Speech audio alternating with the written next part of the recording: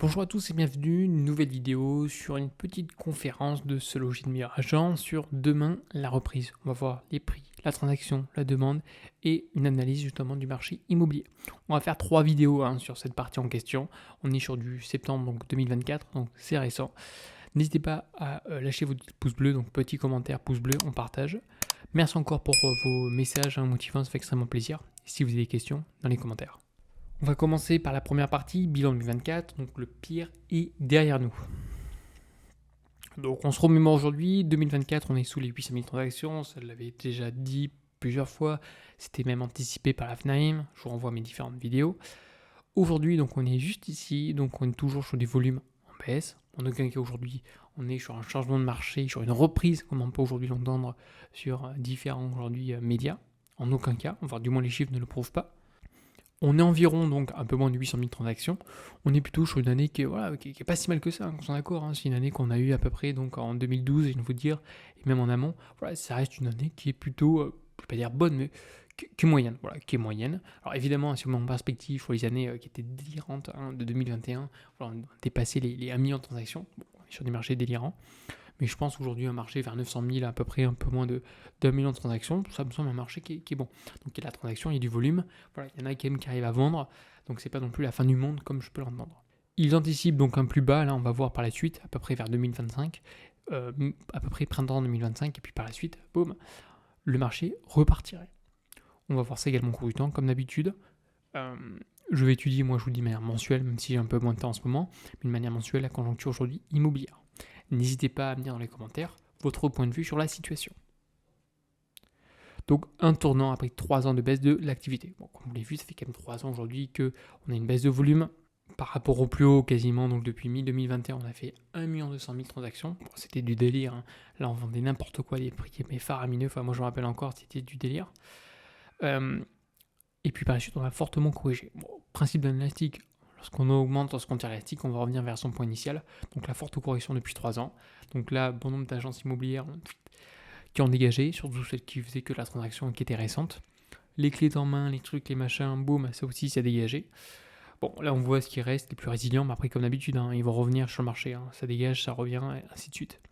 Bon, ceci étant, pour dire qu'aujourd'hui, donc, il nous restera encore fin d'année pour une baisse, encore une fois, et on va commencer à redémarrer. D'après, encore une fois, Se Loger et Meilleur Agent, début septembre 2025. Je trouve que 300 de baisse, moi, ça me semble un peu court. Je vais pas vous mentir, ça me semble un peu court. Après, peut-être qu'aujourd'hui, le marché peut redémarrer rapidement après 3 ans de baisse. C'était quand même une baisse assez brutale, comme la hausse des taux. Écoutez, à voir au cours du temps. On a eu également une baisse des prix qui s'est poursuivie en 2024. Bon, ça, je vais pas vous mentir. Voilà, Paris, très forte correction. Paris a d'abord commencé aujourd'hui à corriger. Voilà pourquoi il n'y a pas un marché, mais plusieurs marchés immobiliers. Et puis là, par la suite, on a une petite amélioration, notamment, premièrement, au niveau de la saison, on est à peu près donc printemps plus l'été, c'est là où on arrive à se projeter, donc c'est quand même plutôt sympa, donc généralement, on augmente un peu les prix. Deuxièmement, il y a également une baisse des taux. À voir également par la suite, comme on arrive à peu près à maîtriser l'inflation, c'est aujourd'hui, on va avoir une prochaine baisse des taux.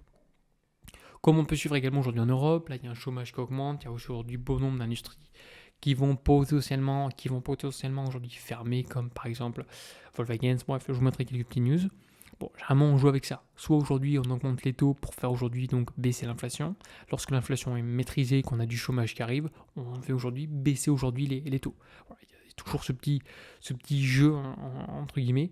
Donc là, lorsqu'on a du chômage, des industries qui ferment, etc., je vais dire c'est bon signe, non, loin de là. Mais bon, on peut s'attendre à une baisse. Ça, c'est plutôt généralement bon signe qu'on voit ces petits aléas qui arrivent pour l'immobilier, pour une potentielle baisse des taux. Mais le pire est derrière nous. Bon, très compliqué d'anticiper, je ne vais pas vous mentir. Bon, après tout, avril 2024, elle a une petite amélioration annuelle au niveau des prix. Bon, oui, une petite amélioration. Encore une fois, ça dépend des villes, du marché en question. Mais voilà, si on généralise, oui, il y a une petite amélioration, mais en aucun cas aujourd'hui, on peut énoncer un changement de marché. Sur l'ensemble des segments, la situation s'améliore depuis donc le T2 2022, donc évolution annuelle des prix d'immobilier. Bon, voilà, rien de bien méchant, rien de foufou, juste patience, je viens de vous dire, et on va voir en tout cas le marché, comment il va évoluer. Bon, en aucun cas, je l'énonce à chaque fois parce qu'on pose des questions. On est sorti, non, on est toujours sur un marché baissier à ce jour. Ça fait juste que depuis quelques mois, on a vu une petite amélioration. Donc là, tout le monde parle, ouais, on est sorti, c'est super, c'est la fin. Non, on reste quand même aujourd'hui concentré. On voit aujourd'hui donc les différents indicateurs. Moi, ce que je vois de mon réseau, bon, la situation n'a pas changé. Je vois les petits produits, oui, il y a plus de demandes. Les petits produits plutôt qualitatifs qui ne sont pas non plus, on va dire, estimés de façon délirante, oui, ça se vend. Par contre, des produits à plus de 600 000 euros avec des travaux, il n'y a pas grand monde. Une accalmie qui se confirme aussi dans les grandes villes. Bon, voilà, on est quand même sur des baisses, comme vous pouvez constater aujourd'hui. Donc de avril 2023 à avril 2024, bon, voilà, moins 7,7%, moins 8, enfin voilà, on a quand même des baisses qui sont quand même assez importantes d'avril. Aujourd'hui, on est en septembre, donc ça va un peu mieux. Moins 4,8, mais bon, dans l'ensemble, on est toujours baissier. Sauf dans certains endroits, comme par exemple Rennes, où on va dépasser peut-être le 1%, mais dans l'ensemble, comme vous pouvez constater, on est quand même aujourd'hui sur, on est quand même sur du négatif dans l'ensemble. Donc en aucun cas aujourd'hui, voilà, il y a eu une amélioration tout de suite en quelques mois du marché. On reste toujours sur un marché baissier, mais avec une petite amélioration. Bon, embelli dans 63% des villes, je vous laisse également observer si vous le souhaitez. Voilà, donc là c'était de septembre 2023 à septembre 2024. Donc on peut constater qu'il y a davantage de petites pastilles vertes. C'est super. Par contre, d'avril 2023 à avril 2024, il y a un peu plus de pastilles rouges. Bon, voilà. Paris, donc Paris, une baisse des prix 2 fois plus importante qu'en 2018. Mais aussi, vous regardez également l'augmentation, c'est en corrélation. Très forte baisse, très bien. On est aujourd'hui à peu près à un peu plus de 9 000 euros du mètre carré, ça dépend de l'arrondissement. Donc maintenant, on va se concentrer sur le marché, notamment le marché locatif. Donc, vous voyez, une augmentation constante depuis 2 ans. Alors là, je vais faire une petite aparté. Vous savez de quelle team j'appartiens. Team qu'on ne s'enrichit pas via aujourd'hui le loyer. Les loyers dans l'habitation, on est régi via un bail 89 où tout est capé, où tout est avec des décrets dans tous les sens et on vient protéger le locataire. Voilà, c'est parti du jeu en France, c'est pour ça. Bon, aujourd'hui, on a une augmentation, très bien, passons 3,6, 4. Et l'inflation a été de combien? Voilà. La plupart du temps, les réels, donc l'indice de référence des loyers, c'est-à-dire qu'on a indexé sur un indice, il était capé, il a été capé pendant un bon moment parce que l'inflation était importante, était même plus importante. Donc est-ce qu'aujourd'hui l'immobilier locatif protège l'inflation? La réponse est non. On a vu, on avait un indice qui était capé, contrairement aujourd'hui donc à l'inflation. Ça c'est le premier point au niveau du rendement. Je parle rendement au niveau du loyer. Autre point aujourd'hui, on a des permis de louer, on a des loyers plafonnés. Donc on ne peut pas s'enrichir avec des loyers aujourd'hui. Si vous regardez autour de vous, il n'y a pas une frontière ou une SCPI qui a un patrimoine full aujourd'hui habitation. Parce qu'on ne peut pas s'enrichir. La gestion, c'est laisser tomber. On devient barge. Lorsqu'on a un parc immobilier important sur du locatif, il y a toujours des emmerdes à droite à gauche. Donc c'est pas possible. On ne s'enrichit pas avec le loyer. Par contre, on s'enrichit aujourd'hui. La plupart, vous pouvez demander à la plupart des personnes qui s'enrichissent via l'immobilier. Demandez aux personnes qui vont ici, vous pouvez leur demander. Ils s'enrichissent surtout grâce à la plus-value générée au cours du temps.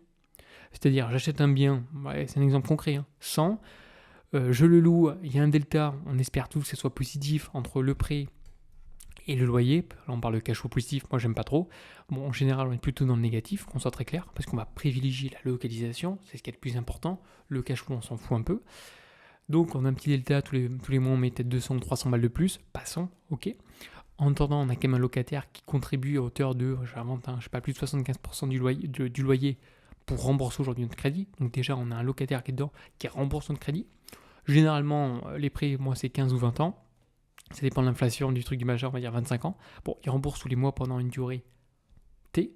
Arrivé au niveau de l'échéance, au bout de 20 ans, on a un bien qui nous appartient, qui a été quasiment payé, on va dire plus de la moitié, par le locataire en question. Et ce bien en question a pris de la valeur. Et lorsqu'on va vendre, on va gérer une plus-value. Et on s'enrichit comme ça. On ne s'enrichit pas grâce au cash flow, le truc, les machins. Ça, j'en peux plus. Si peut-être location courte durée, ça va représenter peut-être 5% aujourd'hui. Donc, les ménages en France, voilà, on habite à côté. Voilà, on vend, on loue 2-3 appartements. Je suis Airbnb parce qu'on est à côté, je sais pas, une station balnéaire, un truc, un machin. Why not? Mais attention, aujourd'hui, on a une demande qui a explosé également. Enfin, j'ai pas fait piloguer sur ça, mais dans l'absolu, aujourd'hui, l'immobilier, c'est grâce à l'arbitrage lorsqu'on va faire une cession de notre actif, à la revente. On ne gagne pas d'argent aujourd'hui grâce au loyer, qu'on soit très clair. Puis en plus, ne parlons pas de la fiscalité qui va avec. Contrairement aujourd'hui sur de l'immobilier, notamment d'entreprise tertiaire, que j'aborde sur ma chaîne depuis un petit moment, je vais continuer pour un peu forcer les choses. C'est sur ce genre aujourd'hui donc d'immobilier, d'actifs, qu'on gagne de l'argent sur les loyers. Parce qu'on n'est pas capé, parce qu'on a des indices qui sont l'ILC, on a de l'ILAT, qui ne sont pas capés en cas d'inflation, des clauses. Enfin voilà, c'est quand même un peu plus intéressant, il y a plus de matière à jouer, et on s'enrichit via l'immobilier d'entreprise, notamment sur les loyers. Et n'en parlons pas également sur tout ce qui est plus-value, c'est plus important. Bon, si vous avez des questions, n'hésitez pas dans les commentaires. Alors bien loué, donc une offre qui se stabilise au plus bas, bon, plus 4,2%, encore une fois, ça dépend de la ville, de la localisation. Bon, voilà, c'est bien à prendre, mais voilà, pas non plus méga utile. Donc à retenir aujourd'hui, donc le marché de la transaction a connu son point bas en début d'année 2024. Bon, on verra ça par la suite. Après un plus bas à 750 000 transactions. Aujourd'hui, on va s'établir en fin d'année à peu près, donc comme je l'ai déjà mentionné, à moins de 800 000 transactions. Ça, je l'ai déjà dit, et on l'avait également mentionné via différents documents, notamment de la FNAIM. Donc sur les 12 derniers mois, aujourd'hui, les prix ont reculé donc de 1,3%, en nette amélioration par rapport au rythme d'avril qui était de moins 3%.